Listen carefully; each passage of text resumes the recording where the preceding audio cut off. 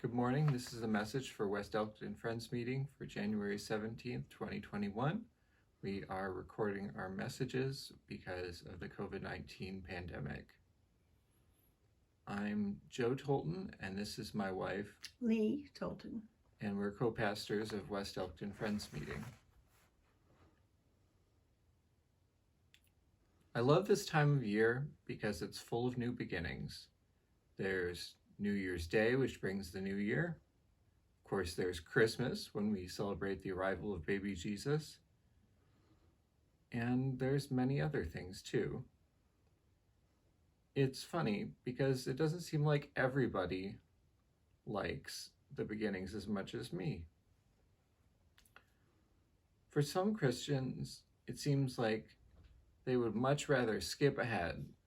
I don't know if you have any friends like this, but I know some folks who will pick up a novel, and after they read the first page, they flip the novel over and read the ending right then.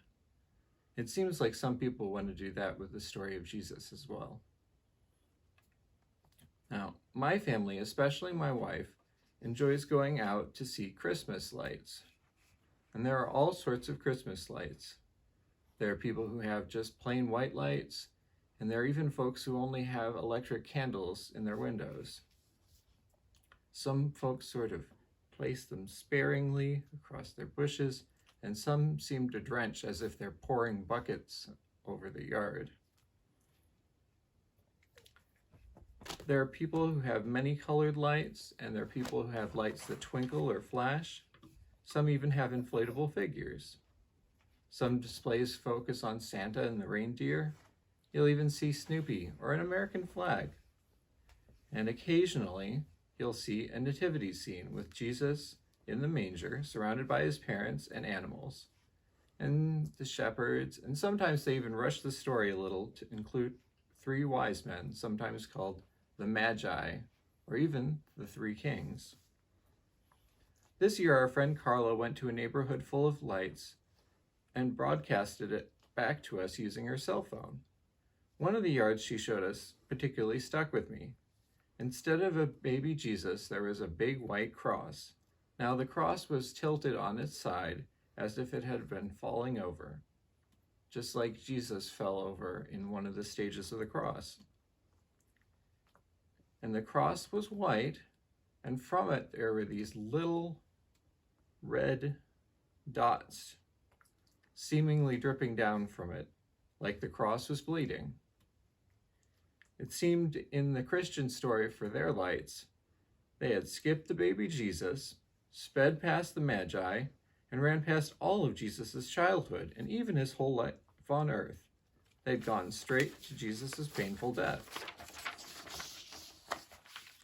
Now that's important to me, and it matters to me too, but it's just not time for that part of the year yet. For now, let's spend some time dwelling at the beginning, back at the beginning of the novel.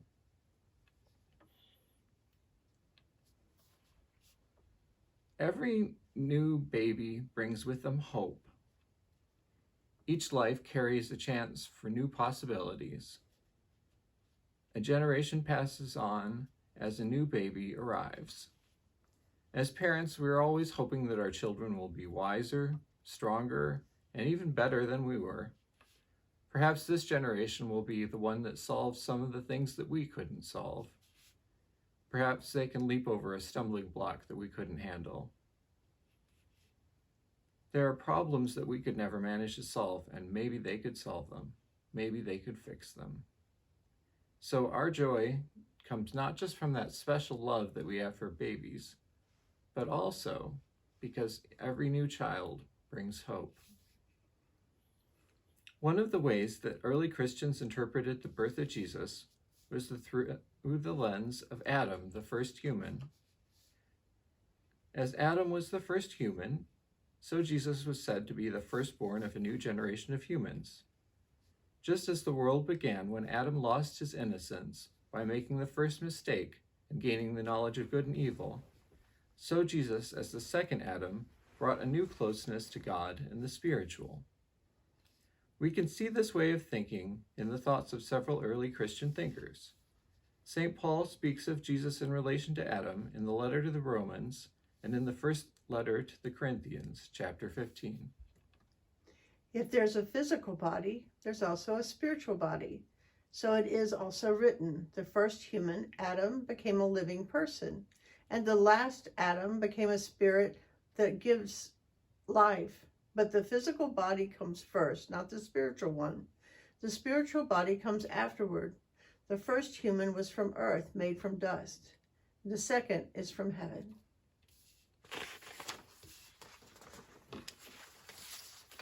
We also see it in some books that didn't make it into the Bible. I found some interesting references from going over one of my favorite books, Saving Paradise, by Rita Nakashima Brock and Rebecca Ann Parker. In the 2nd century Testament of Levi, they relate Adam to the Messiah. You see how Adam relates to having been banished from the Garden of Eden and denied to the tree of life, to how Jesus, quote, shall open the gates of paradise, shall give to the saints to eat from the tree of life. In Saving Paradise, Rita Nakashima Brock and Rebecca Ann Parker summarized how another early thinker, Irenaeus, thought. Irenaeus asserted, Christ's incarnation restored humanity to its original nature in paradise, created in the image of God. You see, just as Adam and Eve had been. How's that for a new beginning? Jesus was not only a new baby, but Jesus was a new Adam, resetting the clock for the whole world. Jesus was the firstborn of a new generation of humanity. During this time, we have a new beginning that is also many-faceted, just like the beginning of the world, or Jesus' new beginning.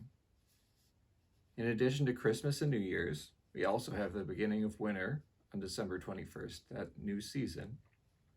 It's the beginning of the year of January 1st, and our political cycles have also aligned. The new Congress began as of January 3rd. Also, the 4-year cycle of the presidency has come around, and we'll have a new president as of January 20th. Now back to Mary and Joseph. Let's turn back to the beginning of the novel and their story. Mary would have been exhausted by hours and hours of labor. Joseph may well have stayed up all night with her, and at the same time they were so tired, there is a sense of exhilaration and a tremendous sense of success. After 9 months, 10 really, the baby has arrived. Long hours of labor have led to the baby's first gasp of air, and maybe a good, hearty cry to announce his presence to the world. In this moment of joy and epiphany, Mary sings her song called the Magnificat, because the first few words of the song in Latin are Magnificat anima mea Dominum. My soul glorifies the Lord, and my spirit rejoices to God my Savior. My soul cries out with a joyful shout that the God of my heart is great. And my spirit sings of the wondrous things that you bring to the ones who wait. You fixed your sight on your servant's plight, and my weakness you did not spurn. So from east to west shall my name be blessed, could the world be about to turn.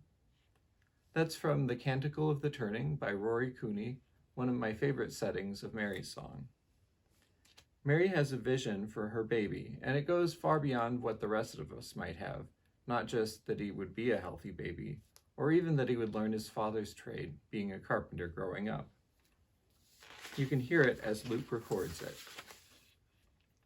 And Mary said, my soul glorifies the Lord, and my spirit rejoices in God my Savior, for he has been mindful of the humble state of his servant.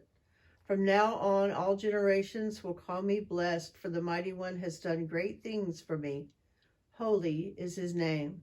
His mercy extends to those who fear him from generation to generation. He has performed mighty deeds with his arm. He has scattered those who are proud in their inmost thoughts, and he has brought down rulers from their thrones, but has lifted up the humble. He has filled the hungry with good things, but he has sent the rich away empty. He has helped his servant Israel, remembering to be merciful to Abraham and his descendants forever, just as promised our ancestors. Mary's song is particularly powerful in this time that we have so much tumult.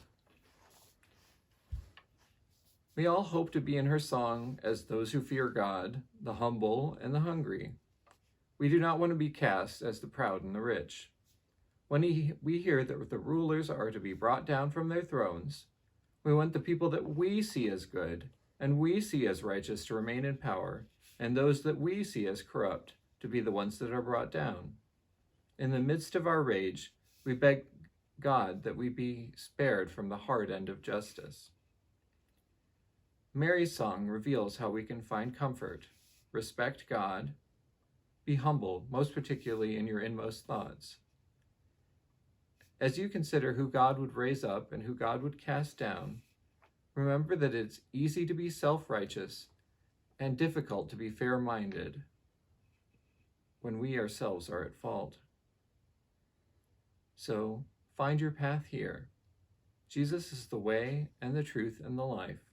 So put your trust in leaders who are on the side of truth and lead in ways that are life-giving.